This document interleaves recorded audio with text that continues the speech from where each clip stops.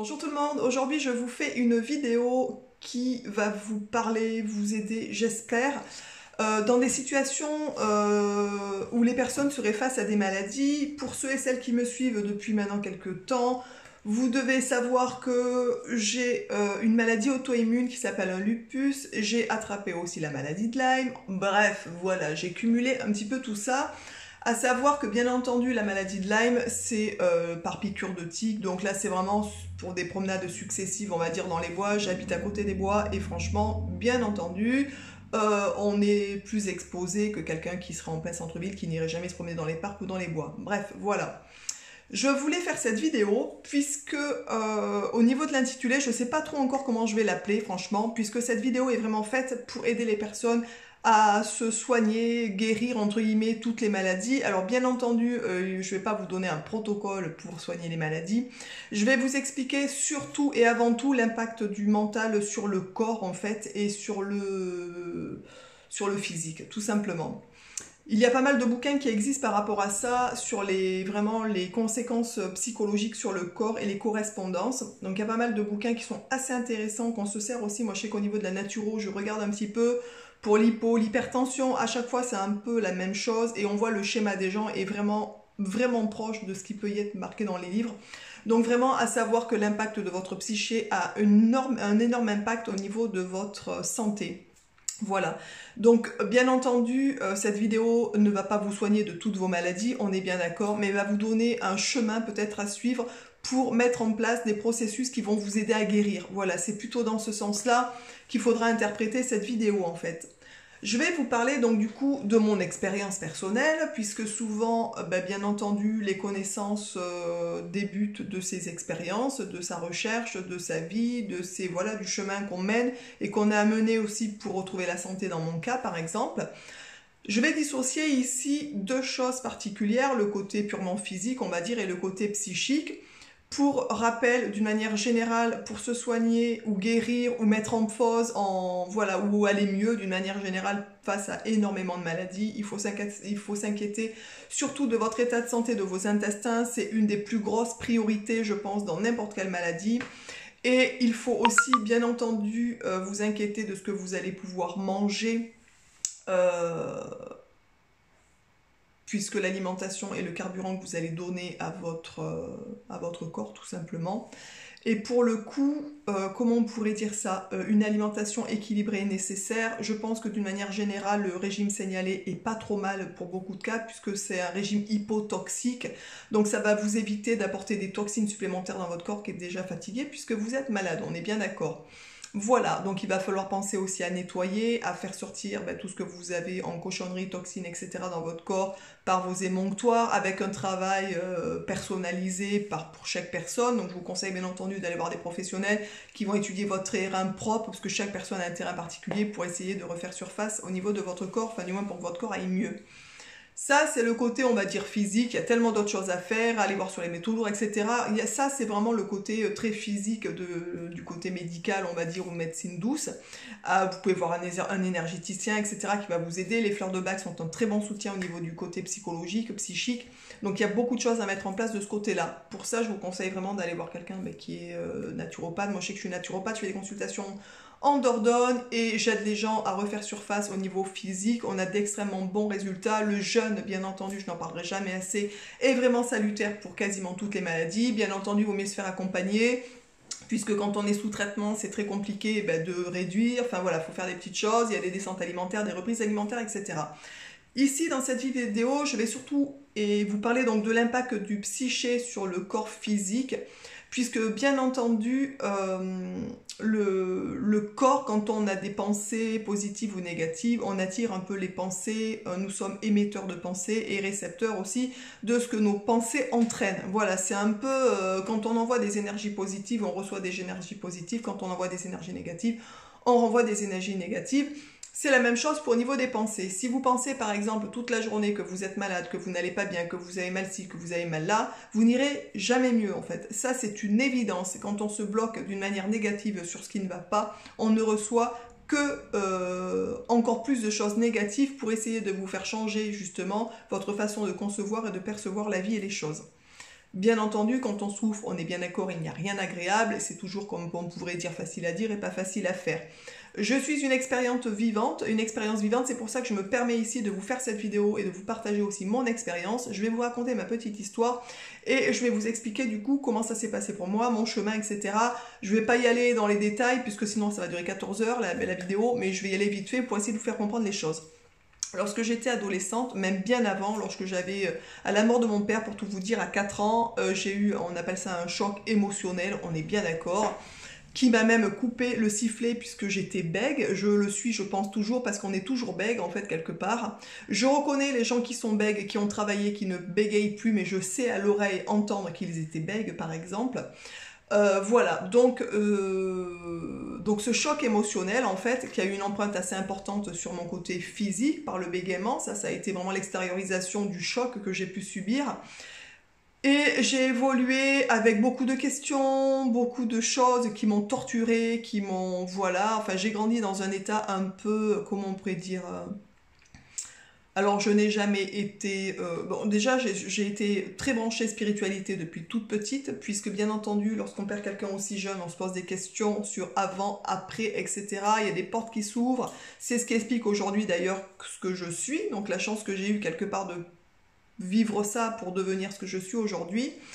Chaque expérience douloureuse négative a un impact effectivement un peu dur à dépasser au début, mais quand on arrive à faire la part des choses et à le dépasser, qu'est-ce qu'on en sort grandi, mon Dieu, qu'est-ce que c'est bon. Bref.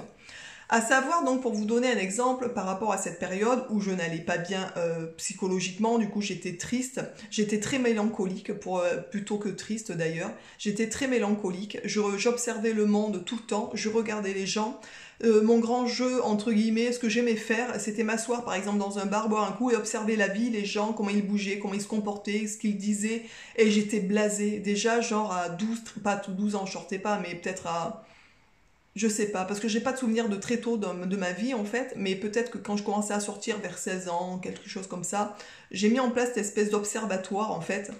Et honnêtement, je me disais, mais mon Dieu, que le monde est bien mauvais et sale et que la vie n'est pas belle et que je me demandais ce que je foutais ici. Je priais tous les jours pour que Dieu vienne me chercher, pour que je meure, tellement que j'en avais ras-le-bol d'être ici en fait et que je ne me sentais pas à l'aise dans ce monde, pour tout vous dire. J'ai prié plein de fois, je traversais la rue sans regarder. Donc bien entendu, je me suis fait accrocher une fois par une mobilette qui m'a fait chuter en fait. Alors je n'ai rien eu de grave, je pense que ça a été une alerte de là-haut. On m'a dit tiens, tu veux, tu reçois. Ensuite, donc j'ai tellement prié tous les jours pour mourir. Bien entendu, je n'étais pas suicidaire puisque je considérais que j'avais déjà vécu cette situation et que je n'avais sûrement pas envie de faire vivre ça aux gens que j'aimais. Donc ça, c'était hors de question pour moi. J'estimais que j'étais là et qu'on m'avait offert la vie et que c'était pas à moi de me la retirer. Mais pour autant, je vous dis, je priais tous les jours pour que Dieu vienne me chercher, pour que je meure. Je ne voulais pas vivre. Je n'avais ras-le-bol de cette vie déjà à 16 ans, autant vous dire.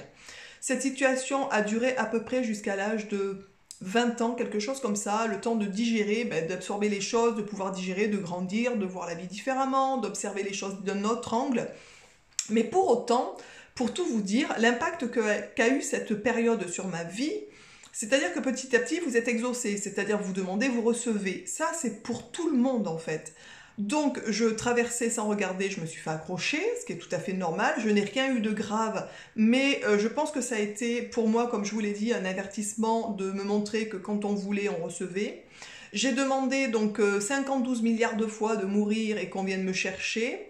J'avais une conduite des fois à risque, même pour tout vous dire, par rapport à pas mal de situations.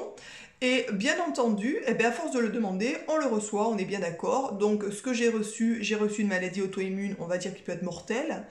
Et ça, j'ai eu conscience de cette maladie, je pense que j'avais, je sais pas, mais il n'y a pas très longtemps que je le sais, du coup ça fait peut-être 5 ans maintenant, je sais plus exactement. Mais je l'ai depuis très longtemps, puisqu'avec du recul, avec l'analyse de ma situation physique, etc., je sais très bien aujourd'hui que cette maladie s'est enclenchée il y a longtemps en fait. Je pense qu'elle s'est enclenchée au moment où je demandais gentiment de recevoir ce que je devais recevoir. Donc pour le coup, voilà, on m'a mis dans une situation où on m'a offert ce que je demandais tout simplement. Et ce qui m'a fait prendre conscience de l'importance de la vie, de la chance que j'ai d'être en vie, de l'amour que j'ai pour la vie, de l'amour que j'ai pour les autres, le fait de regarder la vie sous un autre angle. Alors bien entendu, ça ne se fait pas du jour au lendemain. De 20 ans à 30 ans, j'ai évolué, comme toute personne évolue dans sa vie. Mais sachez que si vous rentrez dans un processus de je ne vais pas bien, vous n'irez pas bien. Je vous le garantis, je vous le garantis. Pour aller mieux, au lieu de vous fixer sur votre jambe cassée, si vous avez une jambe cassée en vous disant « Petit, ça m'embête, j'ai mal, c'est patati patata », dites-vous que tout le reste de votre corps est en bonne santé et que ça, c'est momentané, que ça ira mieux en fait. Voilà, je pense que l'impact dans ce sens-là est beaucoup plus positif.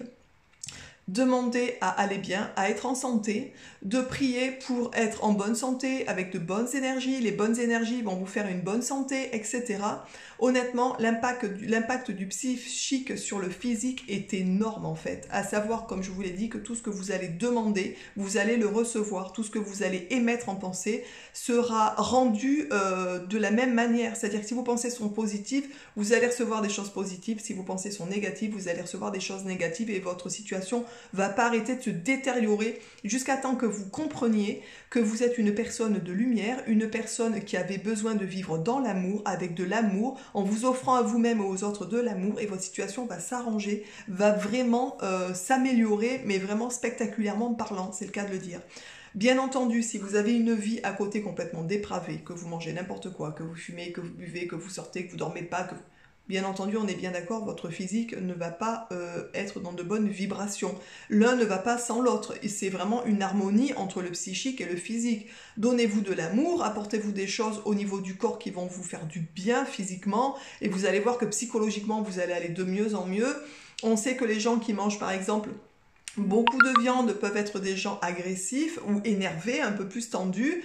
Voilà, à savoir aussi que la façon dont vous allez manger, si vous mangez beaucoup de vivants, vous allez être en vie, en bonne énergie, en bonne santé.